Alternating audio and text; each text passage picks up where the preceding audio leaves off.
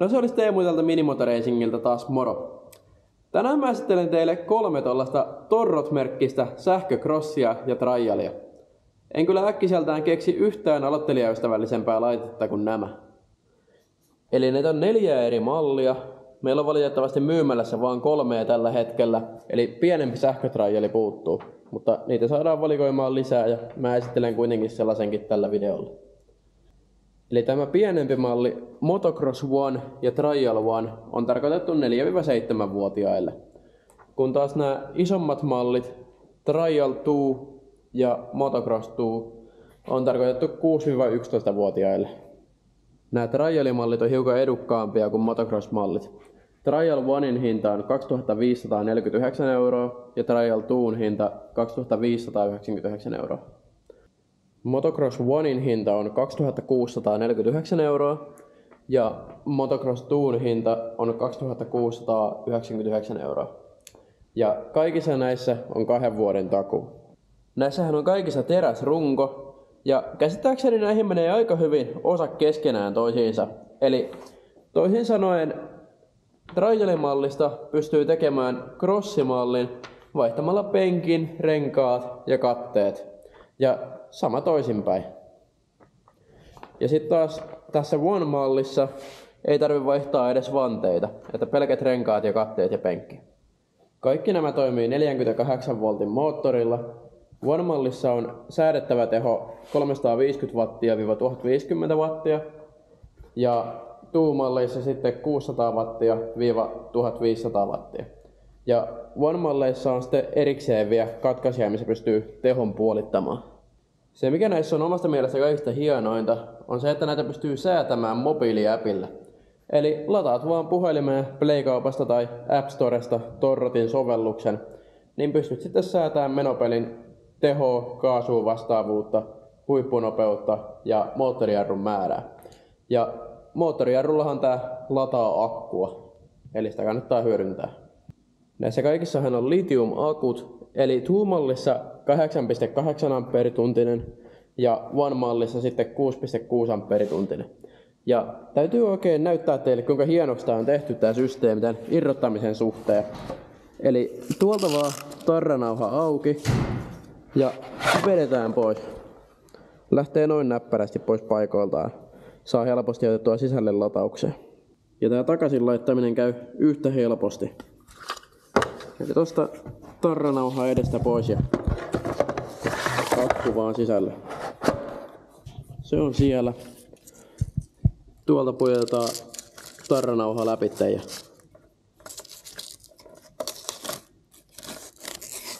kiinni. Se on valmis ajo.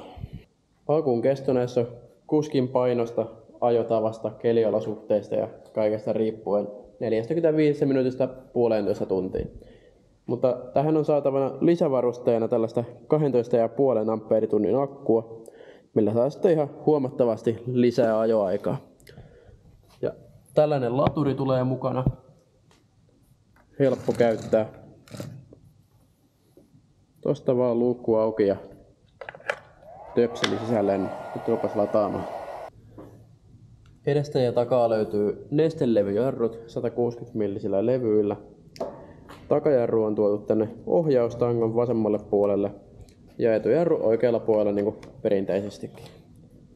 Tuota takajarru on pikkusen helpompi käyttää tolleen ohjaustangosta kuin jalalla tolleen kääntyessä ainakin. Täältä kuraläpän alta löytyy sitten takaiskari, missä on esijännityksen säätö. Ja Two-mallin iskareissa on pikkusen enemmän joustovaraa kuin One-malleissa. Näissä trialimalleissa on Mitaksen trialirenkaat. Two-mallissa on 12-tuumaiset ja One-mallissa sitten 10-tuumaiset. Motocross One-mallissa on 10-tuumaiset Michelin Starcross-renkaat. Ja Two-mallissa on sitten samanlaiset renkaat, mutta takana 12-tuumainen ja edessä 14-tuumainen.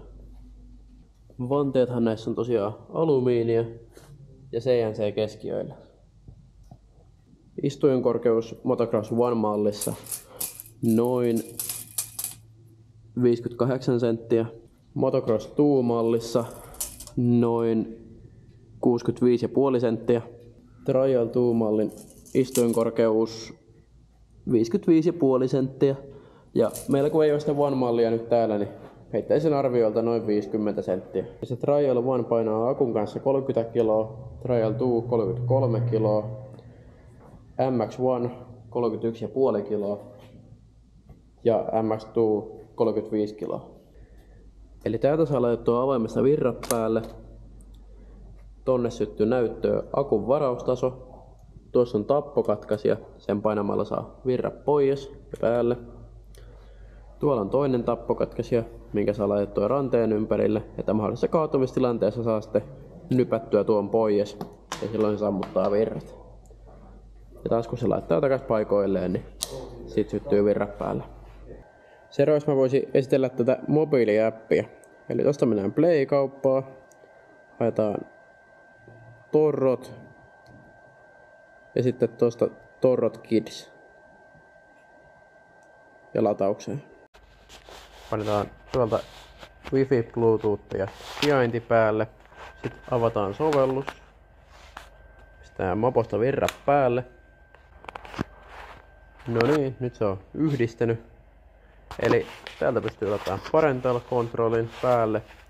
Eli sammuttamaan virrat moposta. Laittaa päälle takaisin.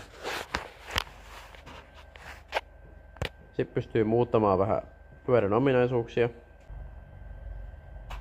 No niin, eli tuosta pystytään säätämään pyörä maksimiteholle, huippunopeudet maksimiin, samaten kaasuun vastaavuus ja moottorijarru. Ja toi moottorijarruhan tosiaan lataa akkua, eli sitä kannattaa hyödyntää. Sitten vaan valmis. Niin, vedetään nyt tälleen paikallaan sitten rengas ilmassa tää testi. Eli nyt on täydet tehot päällä. Ja moottorijarru puolessa välissä. Eli pysähtyy aika nopeasti. Sitten verrataan tuohon One-malliin, missä on ihan minimillä nämä tehot. Eli tää ei oikeasti kovin lujaa kulje kyllä näillä asetuksilla. On aika maltillinen. Siellä ei moottorijarru ollenkaan päällä. Eli nyt jos lapsi vääntää kaasun ihan täysin pohjaa, niin se ei lähde tän lujempaa liikkeelle.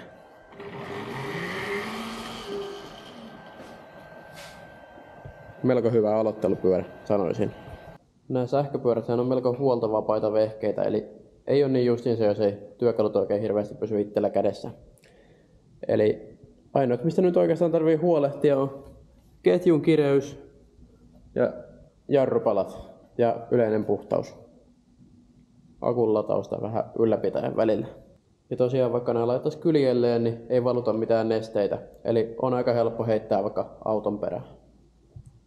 Se sopii hyvin sisätiloissakin säilytettäväksi. Sellaisten vehkeiden esittely tällä kertaa. Jos tykkäsit videosta, niin jätä ihmeessä kommenttia, tilaa kanava ja ota meidän muutkin somekanavat haltuun. Löytyy nimellä Minimotor Racing Finland. Nähdään ensi jaksossa.